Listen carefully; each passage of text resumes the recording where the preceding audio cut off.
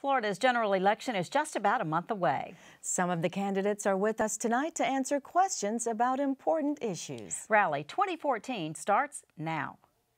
This original program is provided as a public service by WSRE, the League of Women Voters, and Pensacola State College.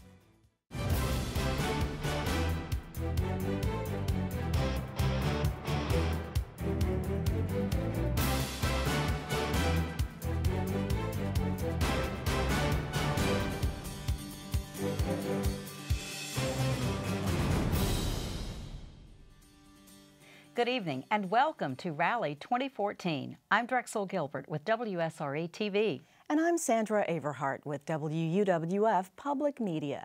This is the second of two nights of Rally 2014 election coverage here on WSRE TV, PBS for the Gulf Coast. You are meeting candidates from races on the upcoming November ballot. Tonight, we will meet candidates for Santa Rosa County Commission Districts 2 and 4 and Santa Rosa County School Board District 3. You will also hear from candidates for Escambia County Commission Districts 2 and 4 and Escambia County School Board District 3. On Monday night, you heard from candidates for the U.S. District 1 congressional race, Florida House Districts 1 and 2, Okaloosa County School Board District 3, and the Pensacola Mayor's race. If you missed that program, you can watch it in its entirety online at wsre.org/rally. The questions that will be put before the candidates on tonight's program have been provided to us by the Pensacola Bay Area League of Women Voters. The candidates have not seen the questions. In each race, the candidates will be asked the same questions and they will have 45 seconds to respond. Now, at the conclusion of the question and answer session, each candidate will have 45 seconds to deliver a closing statement. We are going to begin tonight with the races for Santa Rosa County Commission. The first set of candidates in the studio on Rally tonight are running for the District 2 seat. There are two candidates on the ballot. Our candidates are seated in and will be introduced in alphabetical order. The first candidate we'll introduce in this race tonight is Robert Bob Cole. Mr. Cole is a Republican and he is the incumbent. Seated next to him is Wallace Lee Mahout, who is running with no party affiliation. Welcome, candidates. Sandra and I will alternate asking the questions in this race, and starting alphabetically, we will begin with you, Mr. Cole. Question number 1. If the citizens of Santa Rosa County approve a tax to fund the construction of a new courthouse, which proposed location do you support and why? And you have 45 seconds for your answer, sir. Well, thank you. It's kind of an unfair question because as a member of the Board of Commissioners, we've spoke often about not proposing or not endorsing any one particular location, but giving the good, bad, and the ugly facts to all of our citizens for them to make an educated choice. Personally, I know where I'd like to check that off, but it's hard for me to say that because we have pretty much talked about that at a board meeting, not to really endorse any one particular location. All right, thank you, sir. This might be a good time to remind our viewers that the questions that are being posed to the candidates this evening have been provided to us by committees of the League of Women Voters, Pensacola Bay Area, and also on Monday night for the League of Women Voters of Okaloosa County. The question now goes to you, Ms. Mahout. If the citizens of Santa Rosa County do approve a tax to fund the construction of a new courthouse, which proposed location do you support and why? I would support whatever voters choose on the ballot. We do have 3 different locations. We have the Pea Ridge location, we have the downtown location where the current courthouse is, and also we now have a location in East Milton. All 3 locations, as far as cost is concerned, is pretty much the same. The voters, I think, should do some research, check out information on all 3 locations, educate yourself on all 3 locations, and choose the one you think is best. All right, thank you. And now time for our second question this evening, and a reminder that the candidates have 45 seconds. At the 40-second mark, they'll get a little bell to let them know that time is soon running out. All right, this question now to Ms. Mahout. How should Santa Rosa County address critical drainage problems in order to prevent flooding and to provide for adequate drainage within the county? What I would like to do is to have a good look at our land development codes, look at how builders are responsible for drainage costs, and have them be maybe exceeding code. Also, I would look into grants for extra monies to revamp things that have not worked in the past. And I think the combination of looking at the land development codes, requiring builders to further All right, thank you. All right, now this question to you, Mr. Cole. How do you think Santa Rosa County should address the critical drainage problems in the county in order to prevent flooding and to provide for adequate drainage in the county?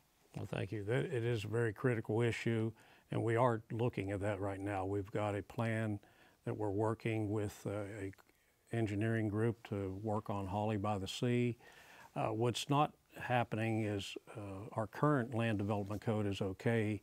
We've got plans now for 100-year events. What we're making up for is the mistakes of the past, and to plan and develop different ways of creating stormwater mitigation for those past mistakes is what's vitally critical. We must not only do the planning though, but what I've indicated, that all the plans in the world are great, but if we don't have the money implemented for that, they won't do no good. So we must go ahead and find the ways to implement those dollars. All right, thank you, sir. And Ms. Mahout has raised her hand for a rebuttal. I really think that we really need to take another look at the land development codes.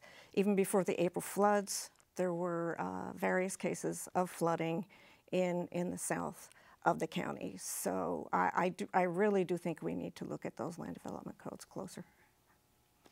All right, thank you. And now it's time to move on to question 3. And Mr. Cole, we start with you this time. What are your views regarding a single franchise garbage collection service for the north end of the county instead of the current practice of multiple franchises? Well, the franchise on the south end has worked so excellently. I'm very proud to have been on the board that implemented that. We've lessened the amount of traffic in our communities. We've lowered the cost to the citizens for a better service. So I feel like implementing that on the rest of the county is very vital. In fact, a lot of folks that didn't get that implementation after the fact, people in Pace and the other areas of the county, were kind of disappointed that they had to wait 3 more years to get that. So we're in the process right now of doing the interviews, reviewing that, actually about perhaps less than a few months away from letting a contract. So I'm very proud of that implementation. All right, thank you, sir. And now to you, Ms. Mahout. What are your views regarding a single franchise garbage collection service for the north end of the county versus the current practice of multiple franchises? I think it's a great idea. I think it's long overdue. With the addition of this contract, we will also have the opportunity to recycle. Recycling is a good thing, and I think it will benefit the north end of the county greatly. Okay, and Mr. Cole has raised his hand for a rebuttal. And on the rebuttals in Raleigh, the candidates have 30 seconds. So, Mr. Cole, to you now. Well, she did mention the recycling, but we have done recycling in Santa Rosa County for over 20 years now. So it'll be, we will see an increase in that as we did on the south end. We've seen a great increase in recycling, and that's very important, not just to the capacity of our landfills, but to our nation as a whole to start doing more recycling. All right, to our next question, and it will go first to Ms. Mahout. Please give your opinion of whether the Commission's long-term development policy is strong enough to prevent flooding in areas where development is being considered. I'll reiterate on what I said before. I don't think, from what I have observed so far, attending different Commission meetings and people coming to the Commission asking for relief from current flooding issues, which were going on before the April storms, I do not think that right now they are working. We need to look at it closer. All right, thank you. And now this question to you, Mr. Cole. Give your opinion of whether the Commission's long-term development policy is strong enough to prevent flooding in areas where development is being considered.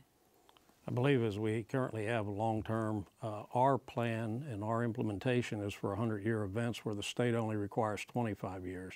I think if you look at the maps, look at the places that flooded the worst, these are older developments that preceded a lot of the stormwater conditions and the 100-year conditions that we currently have in place.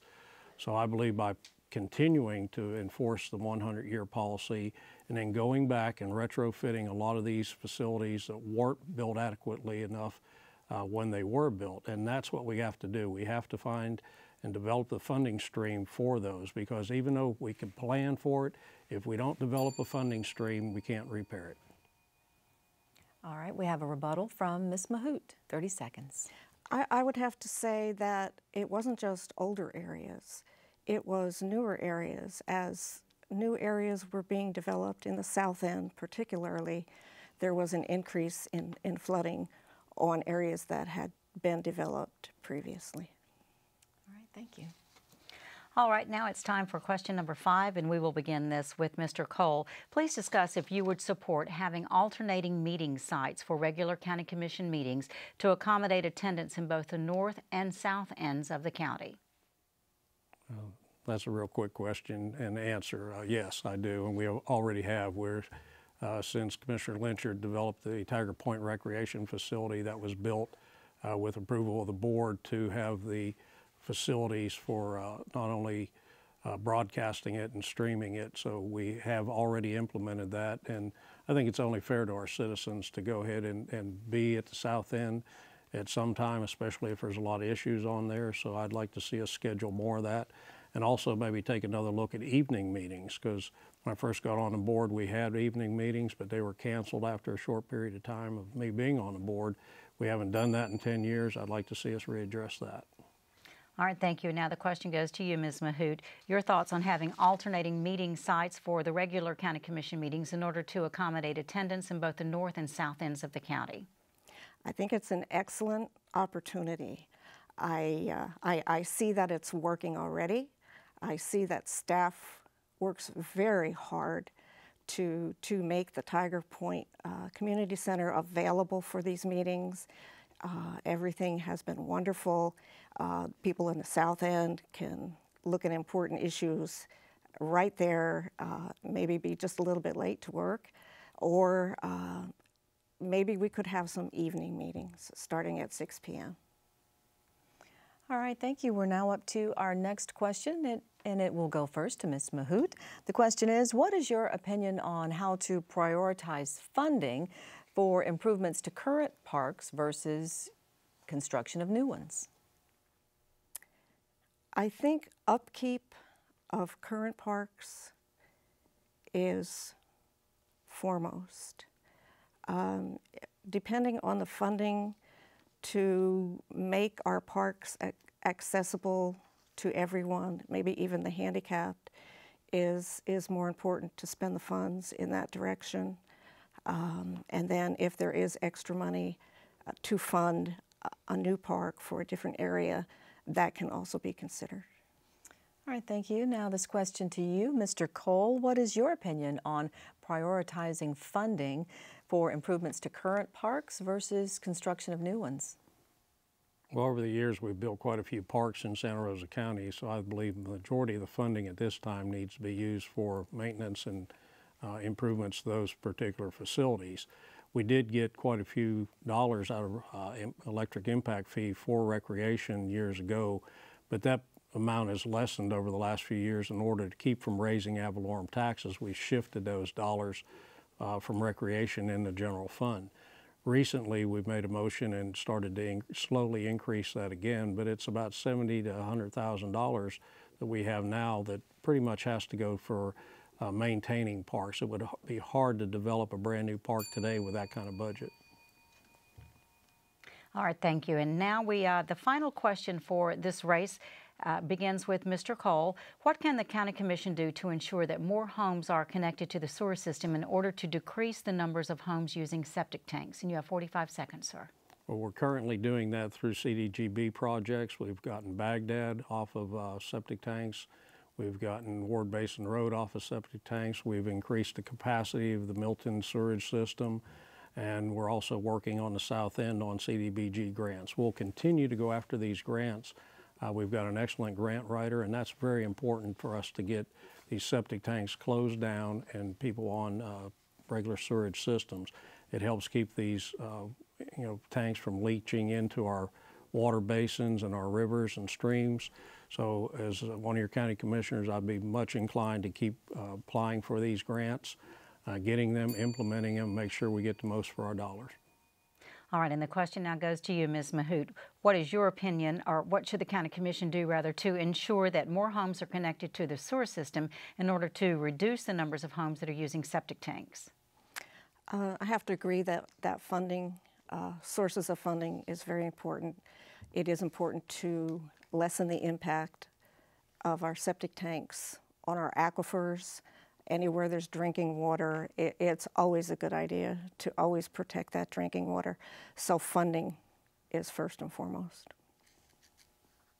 All right, and that concludes the questions for Santa Rosa County Commission candidates in District 2. And now each candidate will have 45 seconds to make a closing statement. We began the questions with Mr. Cole, and so the concluding statements will begin with Ms. Mahout. 45 seconds.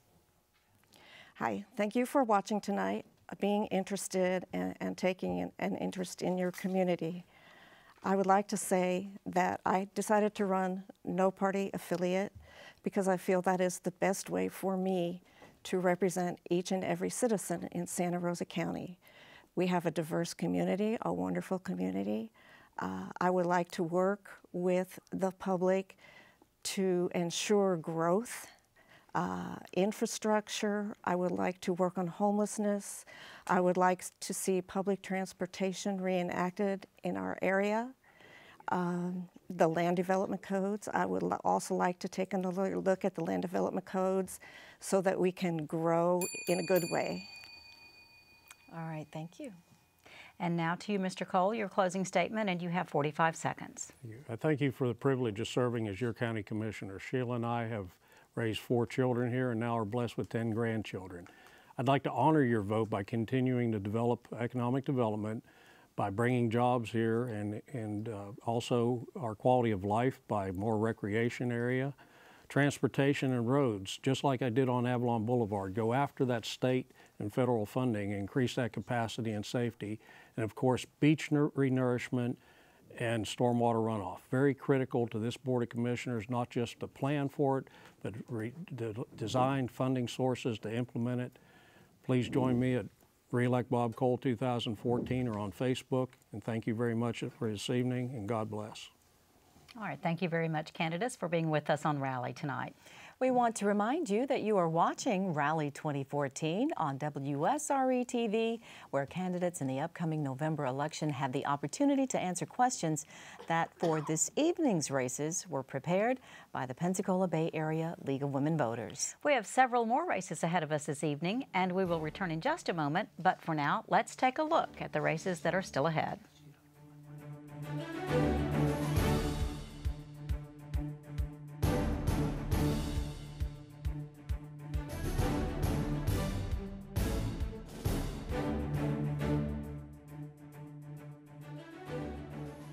There's nothing more important to our democratic process than having an informed electorate voting on Election Day. Good evening. I am Ed Meadows, President of Pensacola State College, thanking you for tuning into Rally 2014, a joint presentation of the League of Women Voters, WSRE TV, and Pensacola State College. Rally allows you the opportunity to watch and listen as this election year's slate of candidates answer the tough questions concerning the needs of our community. WSRE, a service of Pensacola State College, is proud to bring this program to you as a public service, and as always, we invite your comments and suggestions about how we can further fulfill our community obligations.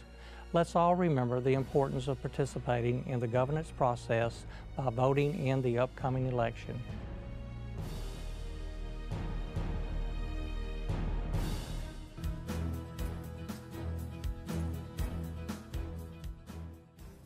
There are 3 ways to cast a ballot in Santa Rosa County: by mail, early voting, or at your precinct on Election Day. To vote by mail, contact the Santa Rosa County Supervisor of Elections office by phone, mail, fax, or email. Ballots must reach the Supervisor of Elections office by 7 p.m. on Election Day. Early voting takes place from Monday, October 20th through Saturday, November 1st at the Santa Rosa Supervisor of Elections office in Milton and at the South Santa Rosa Service Center on Highway 98 in Gulf Breeze. Early voting hours are each day from 8 a.m. until 6 p.m. On the day of the general election, Tuesday, November 4th, voting takes place from 7 a.m. until 7 p.m. You must vote in the precinct in which you live and are registered. Be sure to take a photo and signature ID with you.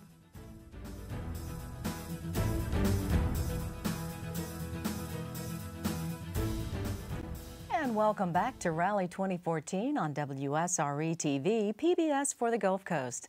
Tonight, you're meeting candidates in Escambia and Santa Rosa County races. We continue now with Santa Rosa County Commission races, and next up is the contest for Santa Rosa County Commission District 4. There are 2 candidates on the ballot, and we will be introducing them in alphabetical order. Etta Lawler is running on the Libertarian of Florida ticket. Her opponent for tonight and for this race is Rob Williamson, and he is running as a Republican. Welcome to you both. All right, Ms. Lawler, you will be receiving the first question, and the question goes to you from here. The previous pass from the Sound to the Gulf at Navarre became impassable. Some citizens are once again requesting that the pass be cut. What is your position on this, given the economic and ecological issues involved? And you have 45 seconds. The pass has been very controversial. I haven't done any in-depth study. The military has taken a position kind of against reopening the pass. There are some environmental issues, a big concern there, erosion, and how it's going to affect the sound. But then on the other side, it might clean out the sound. So I think there needs to be further studies done, more information done on it. I know that other areas, when you cut a hole in a barrier island, you just open up a big bunch of problems. So I would not want to see that happen. All right, thank you. The question now goes to you, Mr. Williamson. The previous pass from the Sound to the Gulf at Navarre became impassable, and some citizens are once again requesting that the pass be cut. What is your position on this, given the economic and ecological implications? Well, first of all, thanks again to WSRE and the League of Women Voters for welcoming us back here this evening, and it's good to be with you. As far as the pass issue goes, to me, we don't need to have a pass. We need to have a plan. We need to have a plan for tourism. We need to have a plan for how we're going to manage our growth in Navarre and turn it into the type of community that we all think we deserve. Water quality and water clarity, to me, are of paramount importance because it's an issue for our tourism. How are we going to be able to attract folks if we're having issues with our water quality and water clarity in the Sound? And along those lines, I would say that the wastewater treatment plant, we need to look at taking care of that as well. All right, thank you. And now this next question will go to you first, Mr. Williamson. How should Santa Rosa County address critical drainage problems in order to prevent flooding and to provide for adequate drainage in the county? Well, I think first of all, we have to look at where we are. And, you know, the local mitigation grants that we had the opportunity to apply for, we have 20 of them that are in this round of grant application funding. And unfortunately, only 3 projects of the 20 are for District 4. And that's just unacceptable. We need to do a better job of preparing in our own district to make sure that we're ready when these disasters happen, to where we have those shelf-ready grant projects ready to go to where we can get funding. That, we need to do a better job of preparing for the future. With new developments that are coming online, we have to make sure that those new developments aren't impacting existing homeowners and existing commercial businesses. All right, this question now to Ms. Lawler. How should Santa Rosa County address critical drainage problems in the county in order to prevent flooding and to provide for adequate drainage within the county? Well, I think they have to look at a master plan and what they, especially for the south end, there's flooding on the north end of the county too, but what they've been doing is a patchwork of retrofits, and sometimes that doesn't work. You got to look at the whole, the watersheds as a whole. And there's several watersheds in Santa Rosa County, so you have to look at them and don't do something in one subdivision that's going to impact another subdivision. And also, some of the regulations for the new subdivisions are impacting the old subdivisions next door, so they have to address that to make sure that they're not doing something in one place that's going to impact their neighbor. Thank you very much. And now it's time to move to the next question. And Ms. Lawler, we will begin with you on this question. What are your views regarding having a single franchise garbage collection serve the north end of the county versus the current practice of multiple franchises? A lot of people are for and against franchise garbage. I think that it has worked out fairly well on the south end of the county. I, as a homeowner, like it. There's less traffic, truck traffic on our street. I think it's going to save the county's roads wear and tear. Also, with the franchise garbage, the bulk pickup has been great for the south end and the yard waste service, and it was cheaper than what we were paying prior to the franchise garbage. So as a south end resident, I want to keep the franchise garbage. All right, Mr. Williamson, the question goes to you. And what are your views regarding having a single franchise garbage collection serve the north end of the county versus the current practice of multiple franchises? Well, if Mr. Penton is out there listening tonight, I just recently had a conversation with him this past weekend about that, about the need for opening up those recycling abilities. And I think that this new service will provide that in the north end of the county. It's been very successful in the south end of the county. It's a no-brainer. You have a lower price, you have a better service, less wear and tear, as my opponent mentioned. So, yeah, I think it's something that we definitely need to move forward with. And we just found out with the recent bids that came in to the county commission, I believe it was Monday, or I think it was this week, that they're actually going to be much lower priced than we earlier anticipated. So it's a win-win all the way across the board. All right, thank you. Now to our next question, and it will go first to Mr. Williamson. Please give your opinion of the Commission's long-term development policy in dealing with growth in the county. Well, I've sat on the zoning board now this is starting my 4th year, and being knowledgeable of the land development code and the comp plan is going to be very important for the next commissioner that represents District 4 in Santa Rosa County. That said, I would recommend that we look at rewriting the land development code. It's based off of a Vero Beach model from the early 1980s, and I'd like to go through and take a look at the land development code and remove any restrictions or ordinances, regulations that are more strict than what the state statute would provide for, and ones that don't apply to Santa Rosa County, so we can become more business friendly and better manage our growth. All right, thank you. And now this question to Ms. Lawler. What is your opinion of the Commission's long-term development policy in dealing with growth in the county? With growth in the county? Yes, ma'am. They definitely have to look at their roadways and make sure that the infrastructure is in. And I definitely believe that they need to do more, make sure that the subdivisions interconnect. On 98, we got a big problem with a small subdivision, and there's only one way in, one way out.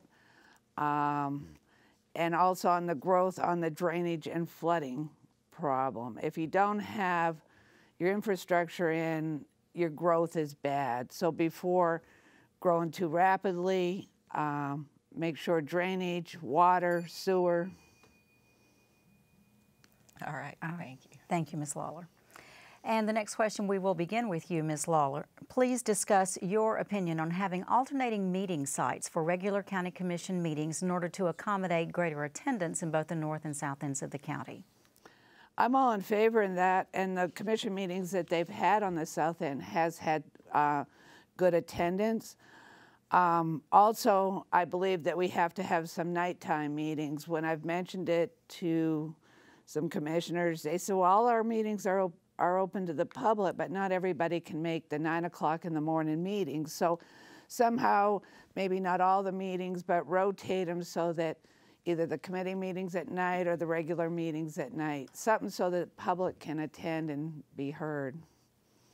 All right, thank you. And now the question goes to you, Mr. Williamson. Your thoughts on supporting alternating meeting sites for the regular county commission meetings in order to accommodate attendance in both the north and the south ends of the county. You have 45 seconds, sir. Sooner rather than later would be great for me. I've got a 10-year-old daughter and a 5-year-old son, and I help coach out with his U6 soccer team. So I like staying on the, we have a very full life, so I'd like staying on the south end for those meetings if we could, as much as we could.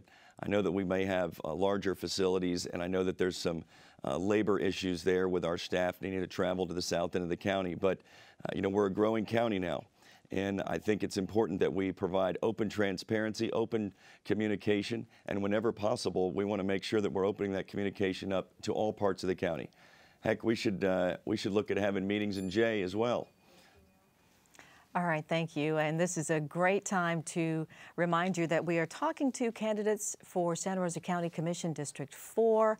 A reminder to the candidates and to you, our viewers at home, that the candidates have 45 seconds to respond to each question, and they'll be given a little notification bell, a little warning of sorts at 40 seconds so that you can complete your thought, okay? All right, now to our next question, and it'll go first to Mr. Williamson. What is your opinion on how to prioritize funding for improvements to current parks versus construction of new ones?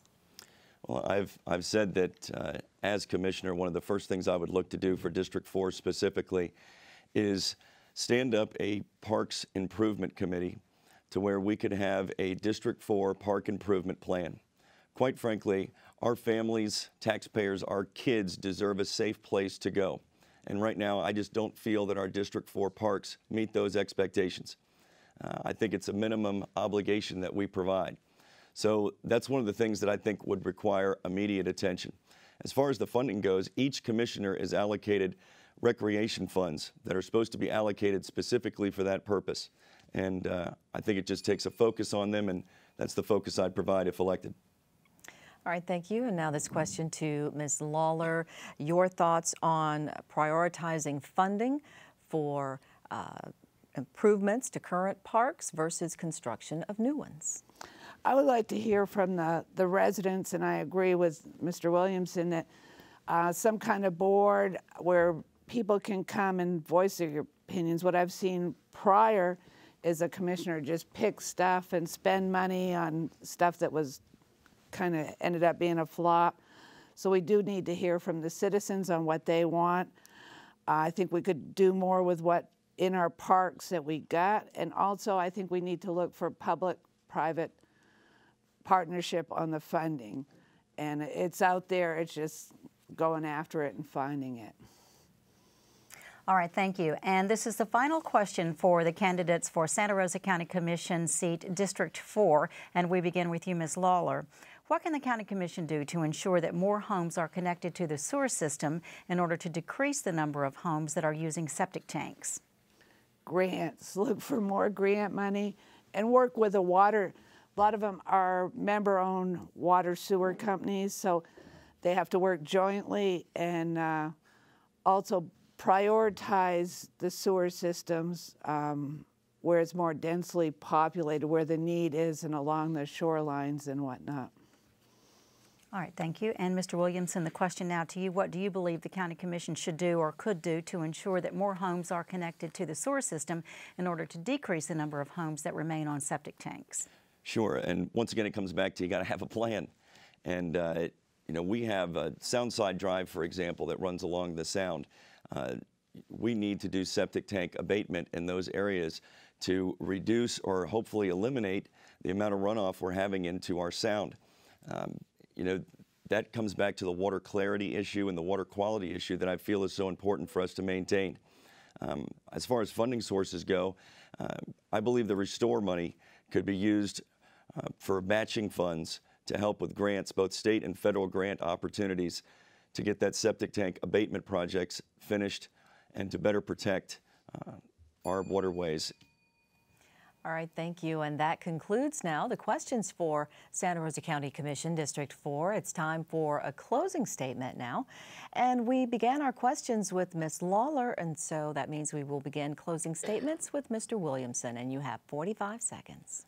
Well, 45 seconds probably isn't going to be enough time to say how grateful I am for the support from those in the Republican primary.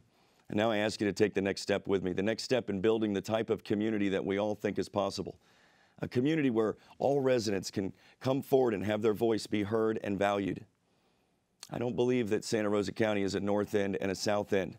I believe we are friends and families and neighbors, and we share history and we share specific values, and we also share a common bond together. We are one county.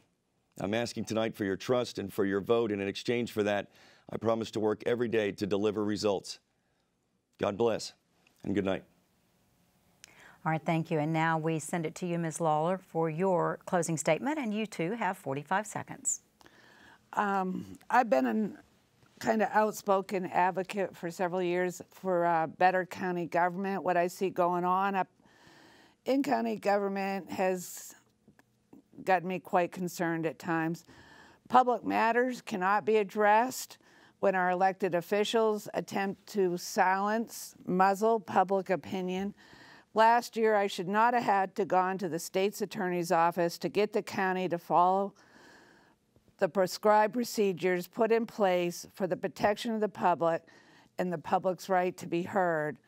I am dedicated on working on improving county government and making positive changes. I have the education, the experience, and the knowledge to represent Santa Rosa County in District 4. All right, for more information, visit my website. Thank you. All right, and thanks to candidates for Santa Rosa County Commission District 4. We have more election coverage still to come this evening. Rally 2014. We'll be right back.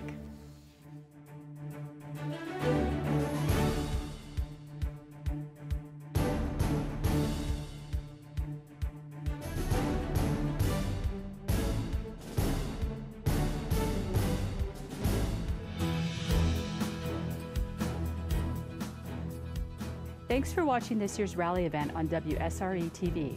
I'm Mary Gutierrez.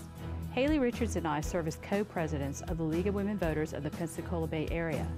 For over 20 years, the leagues here and in Okaloosa County have provided questions for events like tonight's forum as a service to our local communities. Our democracy is based on active participation by informed citizens, and voting is an important way to participate.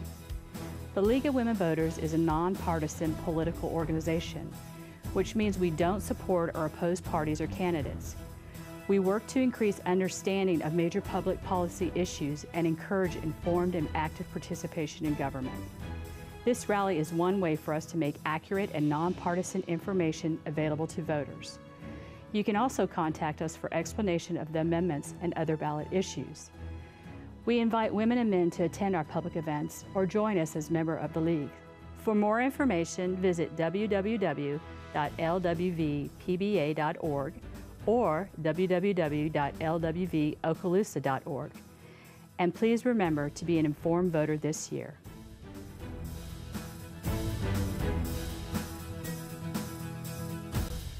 And welcome back to Rally 2014 as we continue to count down to Election Day, which is coming up on November 4th. Tonight, you have the opportunity to hear from candidates in races in Escambia and Santa Rosa counties. We continue now with the race for Santa Rosa County School Board District 3. The district covers Navarre and Holly Navarre schools. There are two candidates on the ballot, seated in alphabetical order. They are Carol Boston, and next to Miss Boston is Jim Taylor. Welcome, candidates. The questions they received, or that we received tonight for the candidates, were provided by the League of Women Voters, Pensacola Bay Area. And we welcome you again, candidates, to Rally 2014, and it's time to begin with the questions. And the first question will go to you first, Miss Boston. We are moving in alphabetical order. What options should be implemented in disciplining students without interrupting their education? And you have 45 seconds. Well, in the classrooms that I've been in, the teachers have a very effective classroom management plan. They make the expectations in their classroom clear to the students in the beginning of the school year. If those expectations are not met, the ramifications of not meeting the expectations are also clear. And the student will be removed from the classroom or have in-school suspension, whatever is appropriate for any infraction, or simply a note home to parents at the younger levels. So the teachers are very effective, and the administrators work very well with the teachers to implement those discipline plans. All right, thank you. The question now goes to you, Mr. Taylor. What option should be implemented to discipline students without interrupting their education? If necessary, the student should be removed immediately from the classroom, but I think there should be a chain of command that's followed. I think the guidance department needs to work along with the parents and with the child to make sure that the child is in school as much as possible. In-school suspension is a possibility as well. If a student needs some time out, they're still in school, they're sectioned off from the rest of the school at that time, and they're still learning and getting their class lessons, and they're still able to do their homework and be a part of the school. All right, thank you. We're up to our next question. It will go first to Mr. Taylor. What is your assessment of the core curriculum standards known in our schools as the Florida standards? My assessment is there's too much government intrusion in the core standards. I think there needs to be more state control, more local control. The states can opt out if they wish to, but it's the expense of maybe billions of dollars that they're losing in funding. I know that it's a difficult program. It's challenging for the children. It's challenging for the parents. And it's just a very much more difficult thing. But I can tell you from 3 decades of teaching that it is a curriculum. It will change. That's the bright side. It will change. It will evolve. And I think you'll see something different quite some time in the future. All right, thank you. And now, Ms. Boston, this question to you. What is your assessment of the core curriculum standards, also known as the Florida standards? Well, the Florida standards were based very strongly on Common Core. And as a military family, I understand the original concept of having a curriculum that would move from school to school, and students would be, and state to state, and students would be kept up to pace. But from what I've talked to some of our state representatives about, what's the next step? What do we do to implement a new curriculum or alter things that are a problem? And that is done at the state level. So I've been working those relationships with Mike Hill, Clay Ingram, to see what we can do about that when curriculum is a problem. Sometimes when something's implemented, the idea is great and it evolves. All right, thank you. And now question 3 goes first to you, Ms. Boston. Given the limitations of the funds and the school board budget, what are some specific ways that you would propose to stretch tax dollars? Well, stretching tax dollars is a great idea, but I think also looking for new revenue sources, which is relevant and in my previous business experience is necessary. Something that I've suggested for some time is having a grant writer. And we have had some teachers who have taken this upon themselves and have done a very effective job. I was just helping in a classroom of a middle school science teacher who received a grant. Charlene Morrow in Navarre received grants and opens her marine science station, and I've taught for her, and the students absolutely love it. So implementing grant opportunities, and there's many of those available for STEM. I've worked with the Okaloosa STEM Center. All right, thank you. And the question now to you, Mr. Taylor. Given the limited funds of the school board budget, what are some specific ways that you would propose to stretch tax dollars? I think there needs to be a great degree of fiscal responsibility in the school. Keep an eye on all the money that's being spent at all times. Grant funding is definitely an option, and as was mentioned before, I happened to go to a school in SS Dixon where a teacher received a $25,000 grant to go toward the STEM program and the labs there. I think that's wonderful. And also business responsibilities and partnerships with businesses in the community, businesses and industry in the community, to help fund some of the programs and stretch the dollars. All right, thank you. Our next question will go first to Mr. Taylor. As a school board member, what would you identify as the main barrier to preventing a student from a quality education? I think it would have to, it's a group effort. I think it has to start at home. Education needs to begin at the home. And then once the child is in school, then they have to work carefully with the teachers and the guidance department to make sure they're on the right track. I think the main stumbling block could be no help at home, no help in the school, a student not being properly identified if they have some learning needs. I think these could be the biggest stumbling blocks. All right, thank you, Ms. Boston. This question for you, what do you think is the main barrier preventing a student from receiving a quality education? Well, we're very fortunate in Santa Rosa County to have a quality education system. We always rank in the top in the state of Florida. I don't see there are a lot of great barriers from my experience in teaching there and helping my own children get through the school. You need to make sure to assess each child individually, and many students do have IEPs or individual education plans and have counselors and teachers that assess their needs and meet those needs and make a plan to meet those needs. All right, thank you. Now, Ms. Boston, would you discuss, please, the importance of the newly created career vocational academies in Santa Rosa County high schools as it relates to meeting the needs of current and future businesses? That is a fantastic question, thank you. I am a huge advocate of vocational education and having business partnerships in that.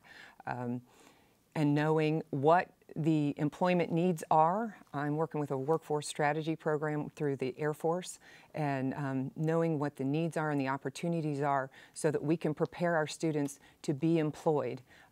Some do not want to go to high school, and in some cases, some of these vocational opportunities are a greater opportunity for them, and they can get to work and be productive members of society. And I think increasing those vocational opportunities is just the way to go. All right, thank you, Mr. Taylor. The question to you now, your thoughts on the importance of the newly created career vocational academies in Santa Rosa County as they relate to meeting the needs of current and future businesses.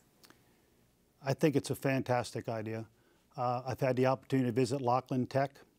They are at their capacity there with 325 students.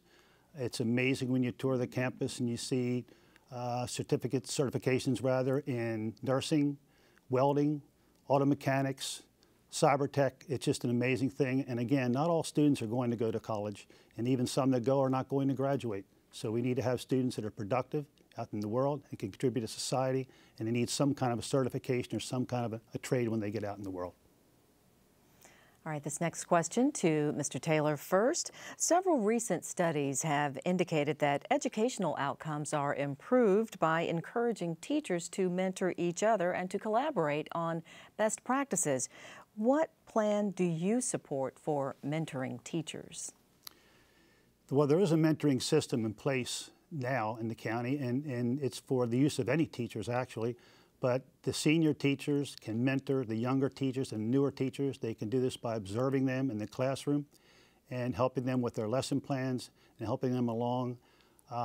Mentors are definitely needed in the schools, and with the quality education we have and the quality of the teachers that we have, it's a very important part of the process. All right, thank you. Ms. Boston, now to you. What plan do you support for mentoring teachers? Well, our teachers do mentor each other. We have some amazing teachers, and there's usually a grade level chair, and I've been involved with them and with them mentoring me and in brainstorming and using ideas that each other have and support and encouragement, sending teachers to workshops and bringing that information back. I believe that we do have an excellent mentoring program. The teachers are involved in it, and they are bringing it back and working as a team. Their teamwork in their grade level or their subject area, they are doing a very effective job. All right, thank you. And this is the final question for our candidates for Santa Rosa County School Board District 3. It's a bit of a long question. The National Flight Academy at Pensacola NAS offers opportunities for students to increase their knowledge in scientific fields of study. Currently, just one high school, Milton High School in the county, participates in the aviation classroom experience. Tell us, please, your opinion of making this program available to more students in other schools. And you have 45 seconds, Ms. Boston. Thank you. Expansion of that program would be fantastic. Kathy Moore, the Holly Navarre Middle School teacher that I spoke of earlier that received grants, taught there this summer. I had the opportunity to tour the facility with Representative Mike Hill, and he gave the graduation address. It is just a fabulous program, and as the mother of a student that has attended such programs and is now actually was just recently accepted to the NASA research program, these things can be such a fantastic opportunity to spur children's interest to do such things. All right, thank you. And the question now goes to you, Mr. Taylor. The National Flight Academy at Pensacola Naval Air Station offers opportunities to students to increase their knowledge in scientific fields of study. Currently, only one high school in Santa Rosa County, and that would be Milton High School, participates in the aviation classroom experience. Talk to us about your thoughts on making this program available to more students in other schools. I too think it's a wonderful program, and it should be offered in as many schools as possible. I know sometimes money could be the restriction in having it from school to school. It's not a secret that we're behind a lot of other countries in science and technology, and this kind of program is going to help us catch up. For years and years we've been talking about it. We need to do more about it and get it in more schools. It's a very invaluable program, and I really see the need for it. All right, thank you. Time now for each of our candidates to deliver a closing statement. And we began the questions with Ms. Boston, and so we will begin the closing statements with Mr. Taylor. And sir, you have 45 seconds. The Santa Rosa County school system is a big business with a budget of approximately $260 million a year. Its products are our children, grandchildren, and future generations. Therefore, I believe it is critical that the person you elect should have a sound background in both education and business. I am a retired middle school teacher with a master's degree in education and 31 years of daily classroom experience. Teaching was my career, it was my life. In addition, I have been a successful real estate agent for approximately 26 years, and I am currently the chairman of the Navarre Chamber of Commerce. With my experience, I believe I'll be an asset to this school board. And in conclusion, I would like to thank everyone who has supported me throughout this process. Thank you. All right, thank you. And now we go to you, Ms. Boston. Ms. Boston, your closing statement. Thank you. I would like to thank the League of Women Voters and WSRE for this opportunity tonight. And in closing, I will take the experience that I've gained over the past 15 years of working in various positions within the Santa Rosa County School District and apply it as a school board member to make discerning decisions to ensure that our students receive the best education and opportunities available. And this is the distinguishing difference between my opponent and I. If you would like to learn more about me, please visit my website at www.carolboston.org, and I would appreciate your vote on November 4th. All right, thank you to both of our candidates, as that concludes our look at races in Santa Rosa County. After the break, you will meet candidates from 3 races in Escambia County. You are watching Rally 2014 on WSRE, PBS for the Gulf Coast. We'll be right back.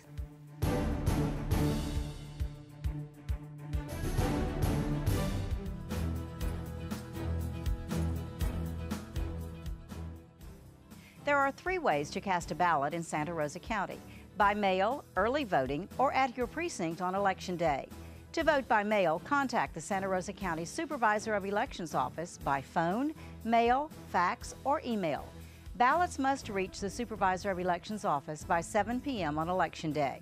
Early voting takes place from Monday, October 20th through Saturday, November 1st at the Santa Rosa Supervisor of Elections Office in Milton and at the South Santa Rosa Service Center on Highway 98 in Gulf Breeze. Early voting hours are each day from 8 a.m. until 6 p.m.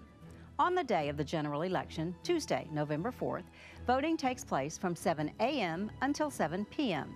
You must vote in the precinct in which you live and are registered. Be sure to take a photo and signature ID with you.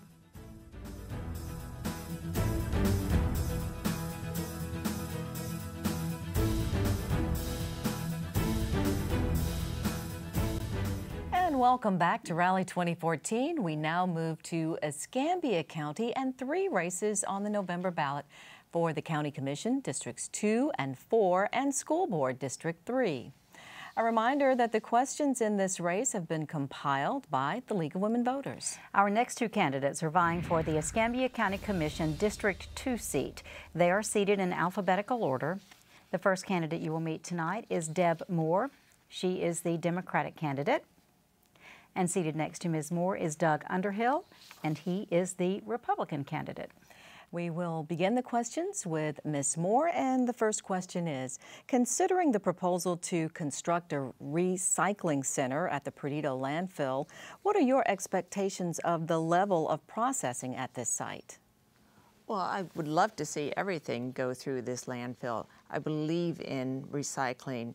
I would love to see that every neighborhood has recycling bins. I would love to see that we bring back the recycling that was moved out of our county and bring it back to Perdido. I would love to see that we make a profit from it. I know this question was asked before and we supported it at that time. I'd love to see that we employ more people in doing this. It's a job maker for us. It's something that we could definitely benefit from in Escambia County. All right, to you, Mr. Underhill, we're talking about the proposal to construct a recycling center at Perdido landfill and what your expectations are for the level of processing to take place at this site. Thank you. More than just a good idea, which it certainly is, it is actually an absolute necessity that we, like all modern communities, evolve the way that we handle our waste and build this facility. We have estimates of as high as 95% of our waste that could be recycled. The state goal is 75%, and I'm fairly certain that this facility will in fact meet that goal and exceed it. The important part to remember, though, is that we actually have a revenue stream from the historical way we've always done business, and that revenue stream is in the tipping fees out at the dump. We have to find a way to work around that and move on so that we can afford to go ahead with the recycling. All right, thank you. And now might be a good time to remind our candidates, as well as those of you at home, that each candidate does have 45 seconds to provide their answer to the question that they are asked. At 40 seconds, they will hear one bell ring, which is gives them a notification that they have 5 more seconds to complete their thought. At 45 seconds, there will be a series of dings on the bell, and that lets them know that their time is up. And now it's time to move on to the next question, and we will begin with you, Mr. Underhill. The explosion at the Escambia County Jail has rendered it unusable. What should the County Commission do in order to replace this facility? And again, you do have 45 seconds. Well, the first thing that we need to do is we need to find out, get all the facts, not only about what took place at the jail, but what the condition of the existing building is. Before we start making plans to move the jail elsewhere, we need to ensure that that rebuilding it in its current location is not, in fact, the best option. So we are still at the, I think, as a county, we're still at the phase of collecting the information. You have to remember that there is a bail bonds industry that is built up in that area, and the visitation of the families to the incarcerated is extremely important, and it's convenient where it is. We need to take those things in consideration, as well as what is the best financial option as we make that decision. All right, thank you. The question now goes to you, Ms. Moore. The explosion at the Escambia County Jail has rendered it unusable. What should the County Commission do to replace this facility? I agree that there is an industry that surrounds the jail as it stands right now. We just went out for a request for an RFP, a request for purchase on a design build for the jail to just get an idea of what it might cost us and the length of time that it might take to rebuild the jail. And I understand that that process could take a total of about 4 years from design to end. I've been watching this very closely. We don't know quite yet what the causation is. If it was just the flood, FEMA money would come in. If it was a flood and a gas explosion, then there would be more insurance money there. All right, this question to Ms. Moore first. Local elected officials, including Escambia County, are in the process of creating a stormwater task force to create plans to correct flooding. What input can you offer this group? Well, I haven't been assigned to the the SWAT team, the Storm Task Water, but I've been reaching out to all of the neighborhoods myself as a candidate. So I understand where neighborhoods are concerned about the flooding in their areas. I have been talking to the individuals who have had their homes flooded, their streets flooded, and I've been bringing that information back to the county. I've been going to the county commission meetings and listening to what's been going on. I've been watching where the projects are being listed. I know what is going on with Lake Charlene and Warrington. So just being an informed candidate is important. All right, and to you, Mr. Underhill, what input can you offer the new Stormwater Task Force that's being developed to correct flooding problems in the county? Well, first and foremost, we have to understand that the stormwater management ponds, most of the stormwater management ponds here in the county, are owned and maintained by the homeowners associations within the neighborhoods. And those homeowners associations don't necessarily have the wherewithal or the knowledge to be able to maintain them. So as we look at the obvious need for a long-range plan, we should also be focusing on what we can be doing today. The truth is that if we had 5 inches of rain today in Pensacola, we would have flooded streets. We would have overrunning stormwater management ponds. So we need to get our workers out there, the workers that we can get out right now, and get started on cleaning out those ditches. Because we all know if the same storm happened again today, would we really be any better off than we were 5 months ago? All right, thank you. And the next question goes to you first, Mr. Underhill. What steps should the County Commission take to protect the barrier islands from future erosion as this relates to future development?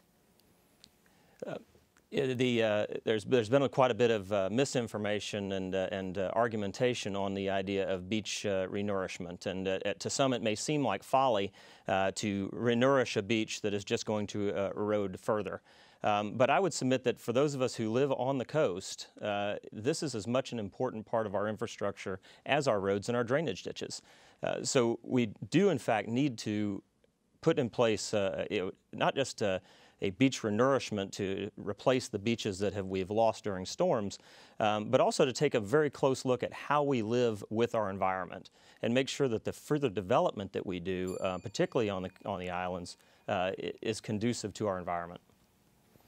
All right, thank you. And the question now to you, Ms. Moore. What steps should the County Commission take to protect the barrier islands from future erosion as it relates to future development? Well, beach renourishment is an important step. We don't want the sand to wash away underneath the homes that are out there. I understand that this is a sensitive topic when it comes to Perdido Key because the people that own homes on Perdido Key own the rights to the land underneath it. It is certainly different than Pensacola Beach. So I understand that we have to move carefully when we talk about beach renourishment and the county's access to that land.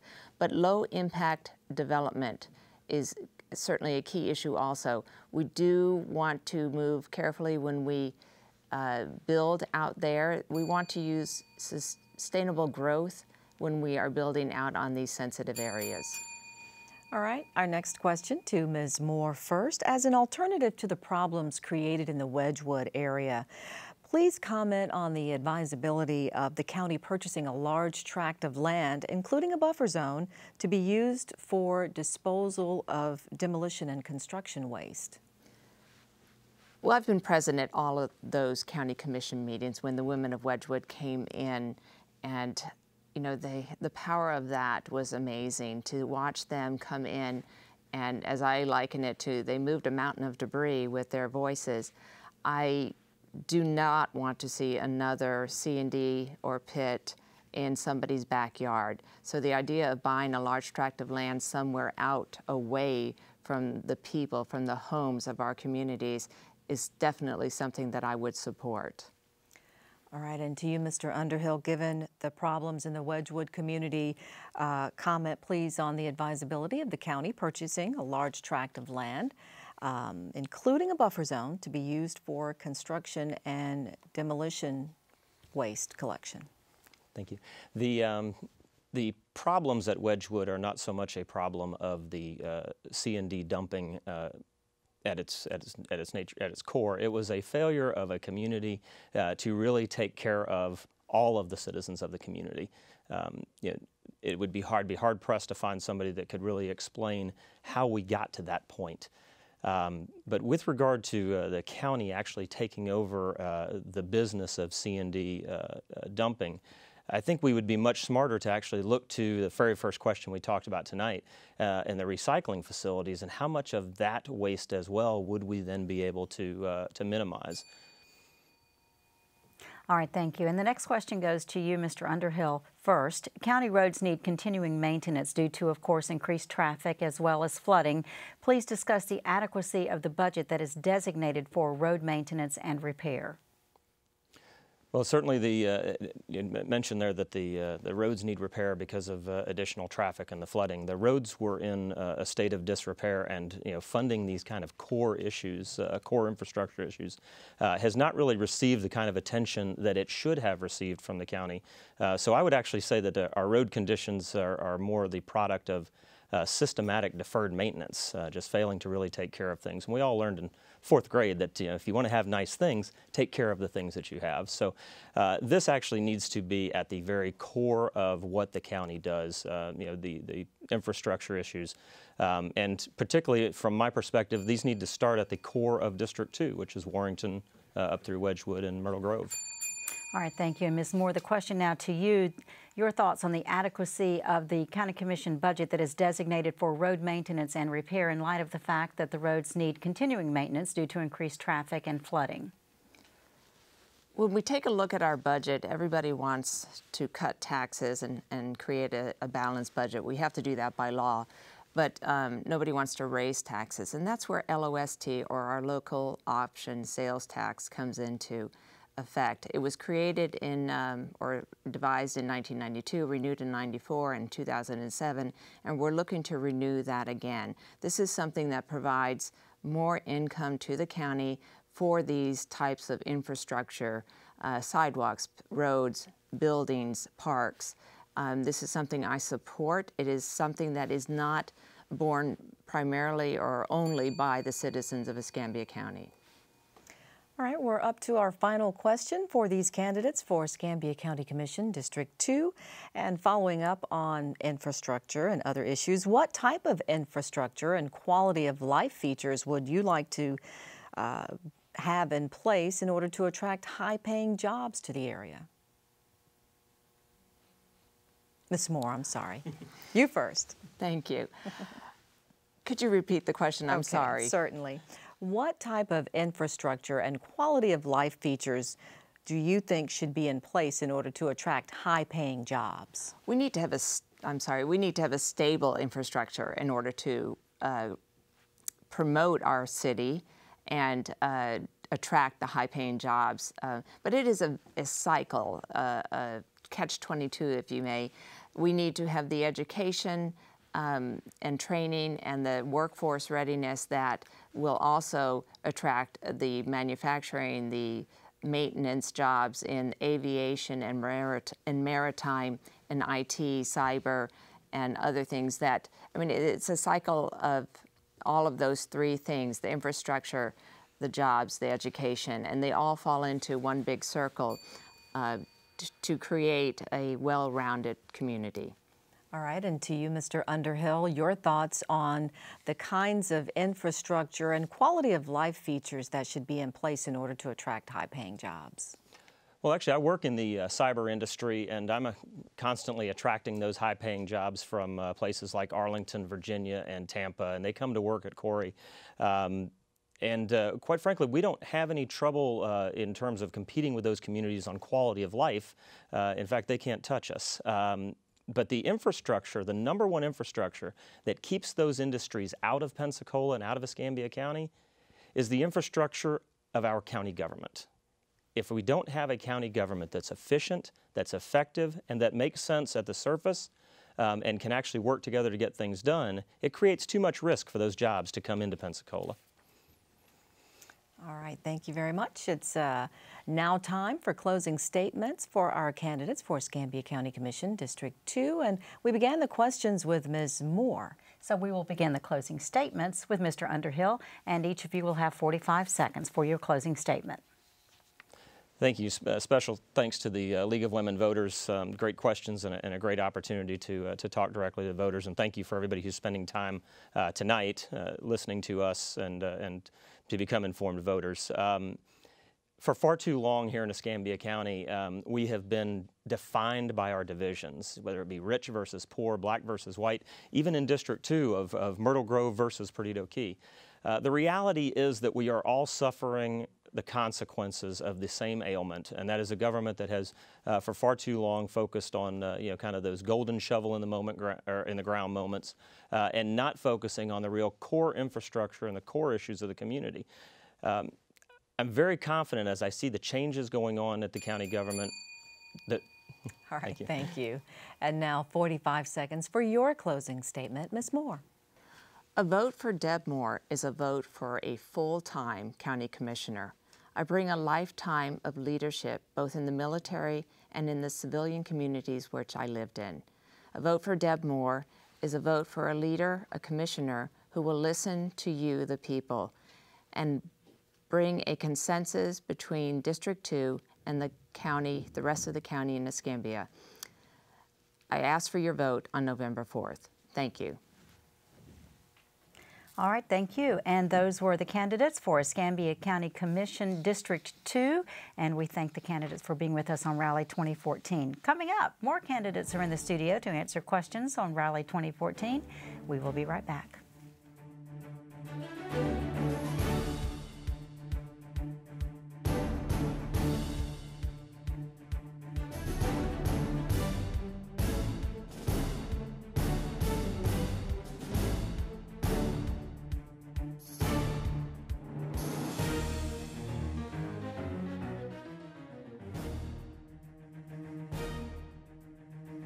There are 3 ways to cast a ballot in Escambia County: by mail, early voting, or at your precinct on Election Day. To vote by mail, contact the Escambia County Supervisor of Elections office. You can write, phone, fax, email, log on to their website, or ask in person at the Supervisor's office on Palafox Place in downtown Pensacola.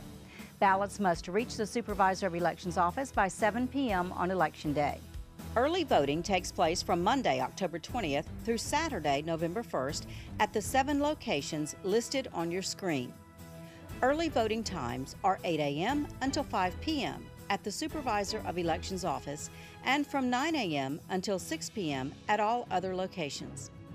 On the day of the general election, Tuesday, November 4th, voting takes place at your polling location from 7 a.m. until 7 p.m. You must vote in the precinct in which you live and are registered. To verify your precinct, log on to escambiavotes.com. Be sure to take a photo and signature ID with you.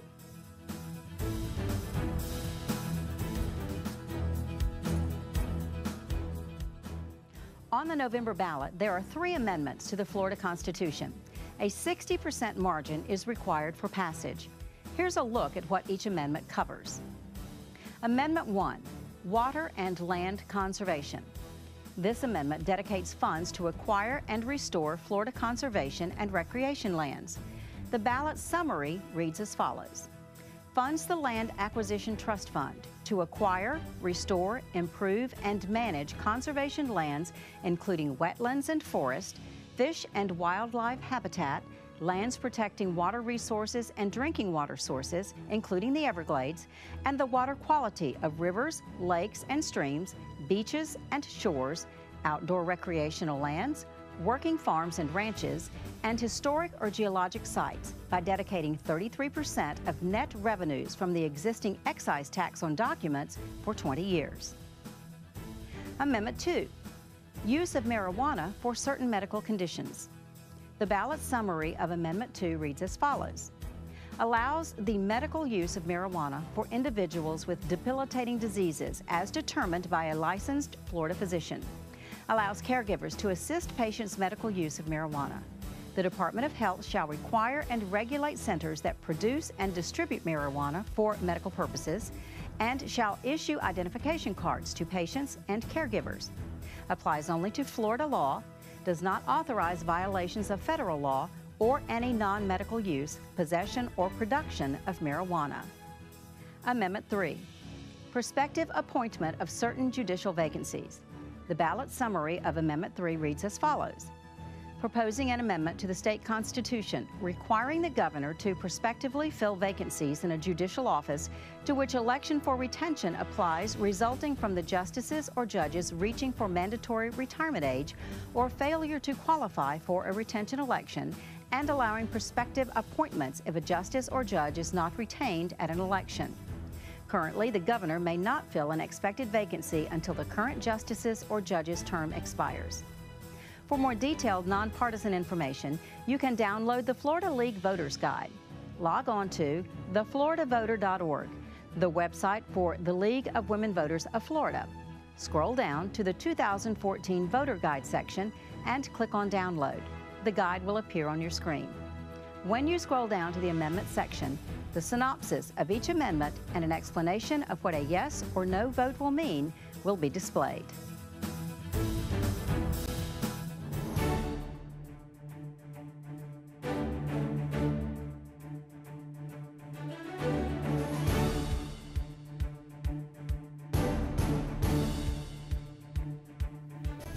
Welcome back to Rally 2014 here on WSRE TV. Up next is the race for Escambia County Commission District 4. There are 2 candidates on the November ballot, and naming the candidates alphabetically, the first candidate this evening is Michael Alexander Lowry, who is running as a Democrat. The second candidate is Grover C. Robinson, who is running as a Republican. And gentlemen, welcome to both of you. Thank you for having us. The first question of the evening will go to you, Mr. Lowry. Considering the proposal to construct a recycling center at the Perdido landfill, what are your expectations of the level of processing at this site? And you have 45 seconds, sir. Well, first, thank you, WSRE and the League of Women Voters, for inviting me to this forum. The recycling facility is an important facility that I find that will be successful, and I'm a huge supporter of it.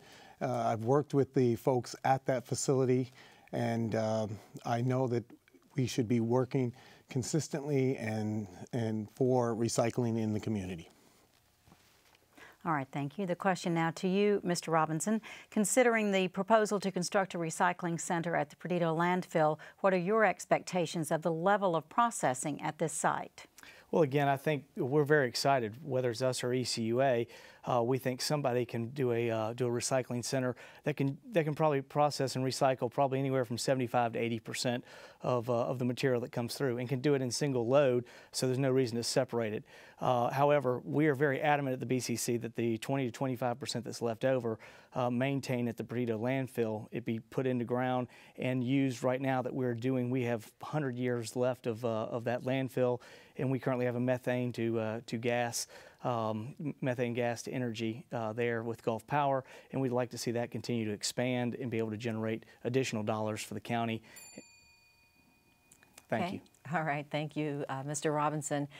Just a quick reminder before we get to the next question, which will go to you first. You do have 45 seconds for your responses, and at 40 seconds, you'll get the first bell indicating 5 seconds to wrap up. Okay, this next question.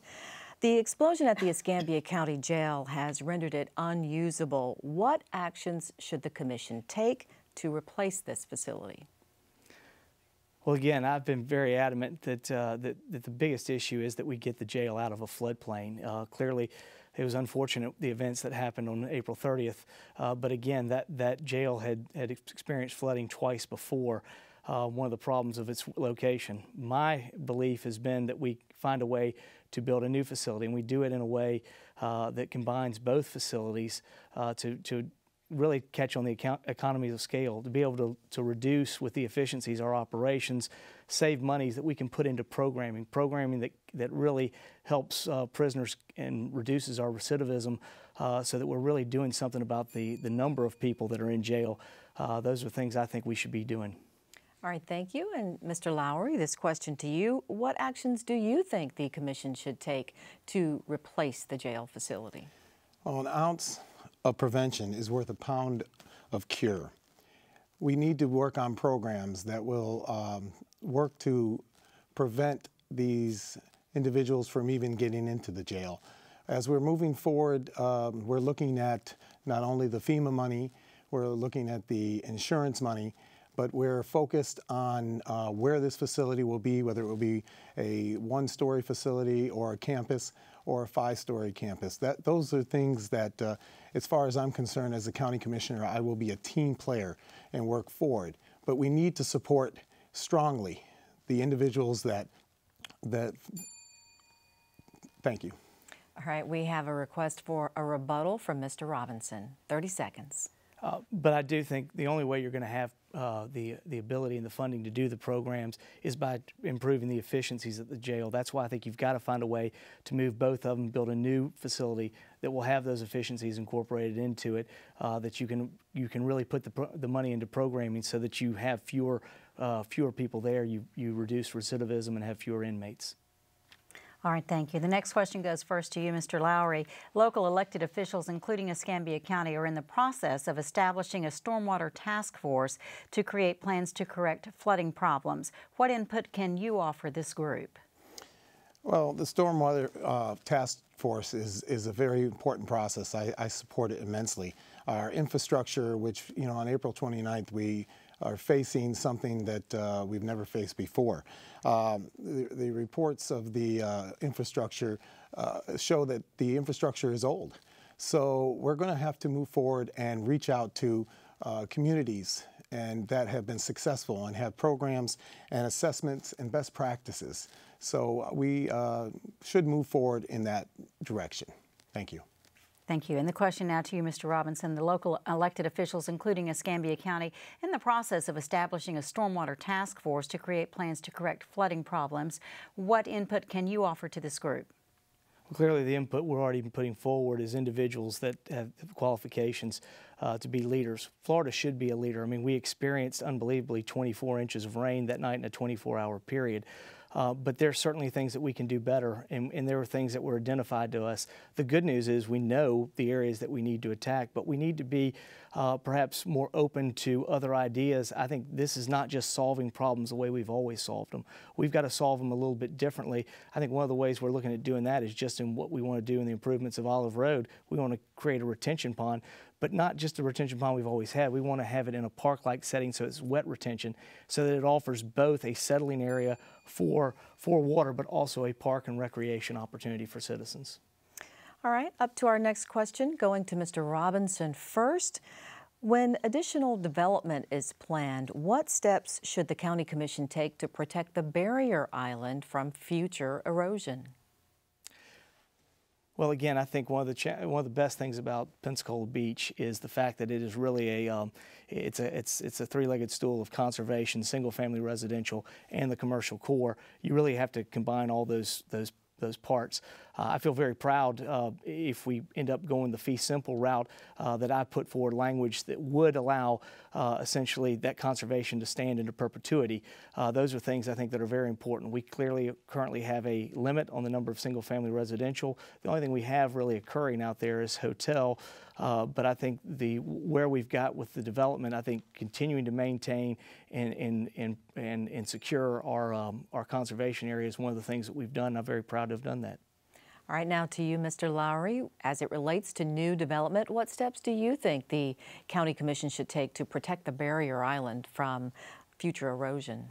Well, in 2010, we witnessed the BP spill, which is something that preventing the restoration of the island, and we need to stand together and support the restoring of this damage of the island and restoration and nourishment of the island for the barrier islands. Obviously, ecotourism is very important to us, so we need to focus on that. It's very important to us.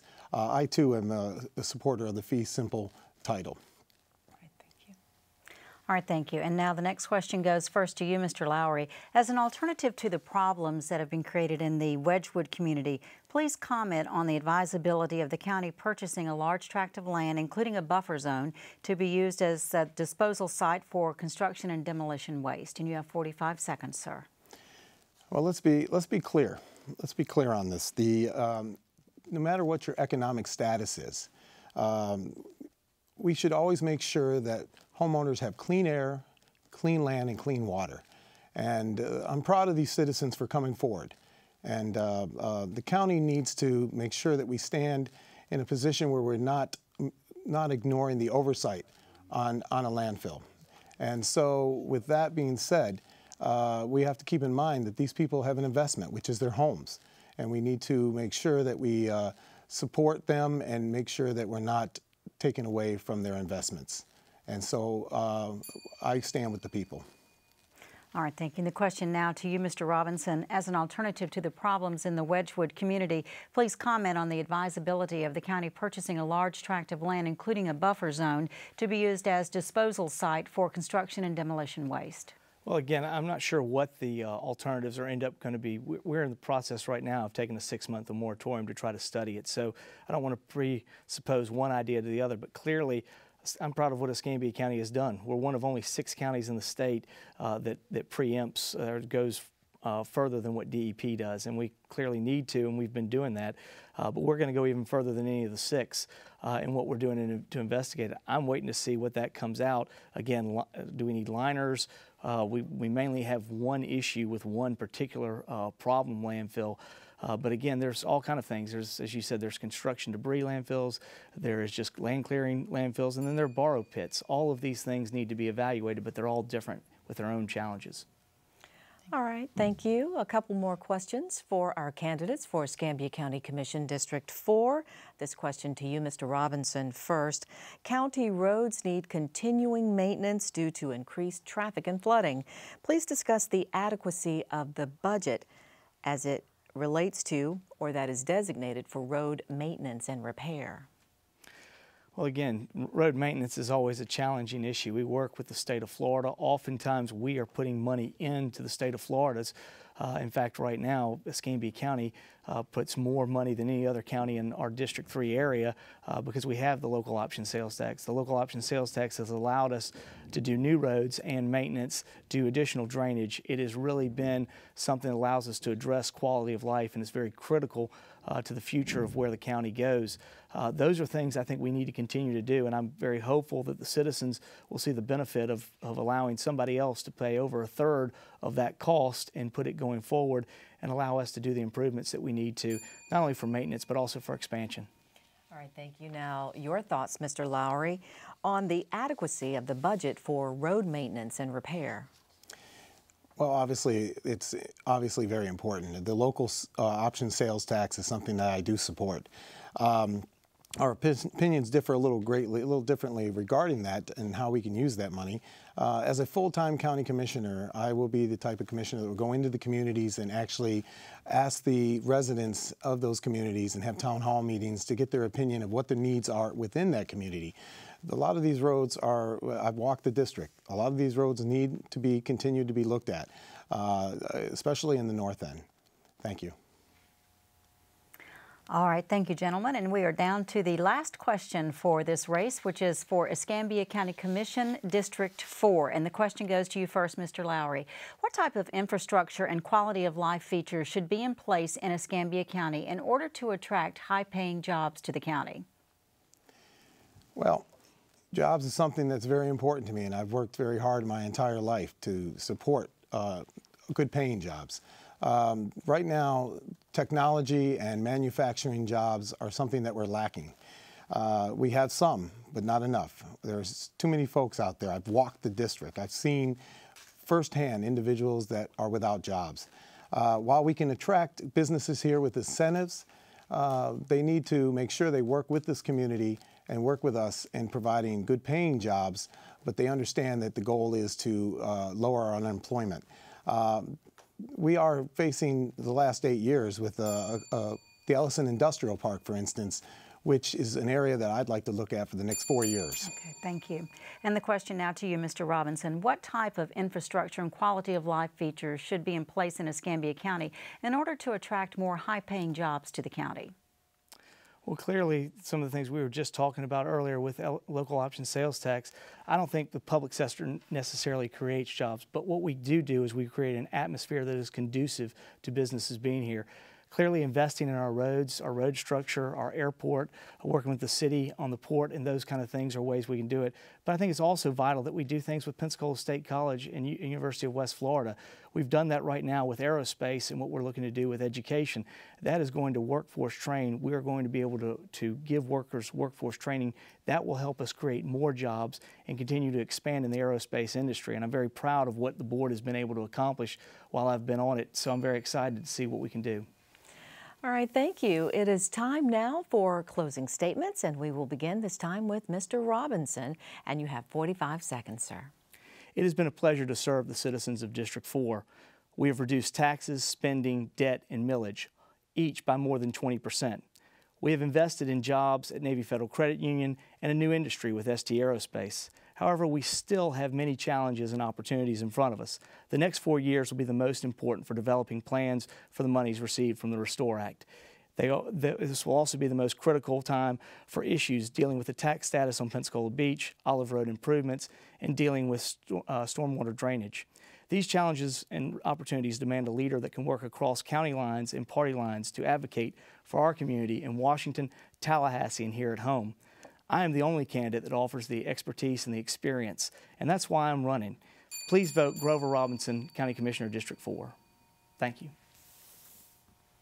All right, and closing statements now for you, Mr. Lowry, 45 seconds. Again, I want to thank the League of Women Voters and WSRE. My wife and I chose this community in 1994, as many of you have chosen. With my military background and my public transportation of 20 years, I feel I have the ability to lead the county commission and serve on the county commission. I have fought for working families, people just like you, for 20 years. I want to continue to fight for folks in this community, the working family. We, the community, are much bigger than our problems. I've walked door to door, over 5,000 doors already, and I've listened to you, and I've heard your needs. I'm going to be a full-time county commission. I don't have any special interest. I'm working for you, the community. Remember, this is not about political party. This is about community. Vote for Mike Lowry, November 4th. Thank you. And thank you to both of our candidates who are in the studios tonight for Escambia County Commission District 4. Our final race for the evening is here now, and it is for Escambia County School Board District 3. There are two candidates in this race, which is nonpartisan. Linda Moultrie is the incumbent. She was unable to be here this evening due to a death in her family. Her opponent, Charlie Nichols, is in the studio, and Mr. Nichols, we welcome you to Raleigh. And it is time, sir, to get started with the questions. Thank you. What option should be implemented to discipline students without interrupting their education? You have 45 seconds for your answers. There's several options. One would be an in-school suspension kind of setting where students are able to go to the in-school suspension room where they will be able to complete whatever assignments that they have before them. There's also an opportunity if a child has to be placed at home. There will be an opportunity for the school to record their lessons on a pre-recorded tape so that the student can use it at home to watch and to also learn from that particular tape. Those are just two of the kinds of things that we can do for those students who are disciplined at home or have to leave the classroom for a particular purpose. All right, a reminder that you do have 45 seconds, and the first bell is to remind you that you have 5 seconds to complete your thought. All right, our next question for you, Mr. Nichols. What is your assessment of the core curriculum standards known in our schools as Florida standards? The core curriculum standards has always been an Achilles heel for some of our students as well as our teachers. However, we found that it can become something of value once our students are able to become familiar with the kinds of questions and standards that they're looking forward to. And hopefully from there, those students will be able to enjoy the testing or take part of the testing and do a decent job.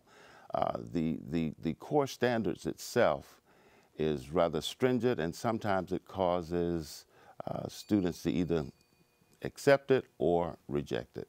Thank you. All right, thank you. And now question number 3. Given the limited funds of the school board budget, what are some specific ways that you would suggest to stretch tax dollars? The utilization of volunteers. During the time that I spent as an assistant principal and a principal in the elementary school, what I found is if we utilize the volunteers from the Navy base or from other areas to come in and take an active role in the education of our students, it seemed to work very, very well when we have volunteers. We have more churches in Pensacola than any other church, any other area of its size. And from there, if we can partner with those churches wherein that we can pull those volunteers from those churches to come to our schools, that's one way for us to help to reduce some of the costs. All right, our next question. As a school board member, what would you identify as the main barrier to preventing a student from receiving a quality education? One of the main barriers is when I looked at the statistical data, we find that 15 to 20% of our students are not ready to start kindergarten. If we can move away from the voluntary kindergarten to make it voluntary pre-K and make it mandatory pre-K, then I believe that that would be one of the solutions to starting our students on a level playing field wherein that they become ready and able to start school at the kindergarten level. All right, thank you. The next question we would like to pose to you this evening: how important are the newly created career vocational academies in Escambia County high schools to meet the needs of current and future businesses? I think that that is an excellent opportunity. We're finding that if our students are not well trained academically and not well trained in the workforce, then they tend not to get the kind of jobs that are needed in order for them to be successful and with their families. We find that having these kinds of activities in our school system seem to work very, very well, and I continue to welcome that kind of behavior, that kind of activity in our district, because it does propel our students to a higher level. All right, thank you, Mr. Nichols. Another question for you. Several recent studies have indicated that educational outcomes are improved by teachers mentoring, or rather encouraging teachers to mentor each other and to collaborate on best practices. What plan do you support for mentoring teachers? As a former educator for over 30 years, we found that when you have a teacher who's on site and that teacher is able to assist that teacher in the classroom, it seemed to work better. And I would continue to support having a teacher on site as a mentor and the teacher in the classroom as the mentee. And that process seems to was quite helpful, especially when we were talking about reading and mathematics and those kinds of activities. So, yeah. All right, thank you. And we're down to the last question now. It's a long one, so I'm going to read it for you now. The National Flight Academy of Pensacola Naval Air Station offers opportunities for students to increase knowledge in scientific fields of study. Currently, only one high school in the county, and that would be Escambia High School, participates in the aviation classroom experience. Tell us, please, what is your opinion of making this program available to more students in other schools, and how might that be accomplished? I believe that what has to happen is when we begin to talk with the stakeholders, which are the parents, and let the parents understand the importance of being a part of working with those agencies, that will help to propel success for their students. When we begin to talk with the parents and all stakeholders, I believe that that would be a way by which we can begin to look at getting them to accept or to embrace the opportunity. So again, just having those parents become aware would certainly work for us. All right, thank you, Mr. Nichols. A reminder that there are 2 candidates on the ballot for this race. The incumbent Linda Moultrie was unable to be with us tonight due to a death in her family. It's now time for closing statements. For you, Mr. Nichols, 45 seconds. Thank you. I'd like to take this opportunity to thank the League of Women Voters and also WSRE TV for allowing us to come out and be a part of the activities that we're having tonight. Also want you to know, the voters to know, that I've spent 30 years in the school system. I've served as a teacher, as an assistant principal, and as a principal in many of the schools here in Escambia County. To let you know that I have a wealth of experience, and because I bring that to the table, I will be able to help to make sure that the decisions or policies that are made are policies that will affect the kind of change that we're looking for. So I believe that if you vote for Charlie Nichols on November the 4th, that will be the candidate of choice. Thank you. All right, thank you. And that is going to do it for the 2014 edition of Rally. We thank all of the candidates who participated over the 2 nights of our Rally election coverage. Now, if you missed any part of Rally 2014, you can watch it online at wsre.org/rally. Our thanks tonight to the League of Women Voters for their participation in this program of providing us the questions for the candidates, and also to Pensacola State College. We both hope that you have a great evening, and remember, make sure you vote. Good night.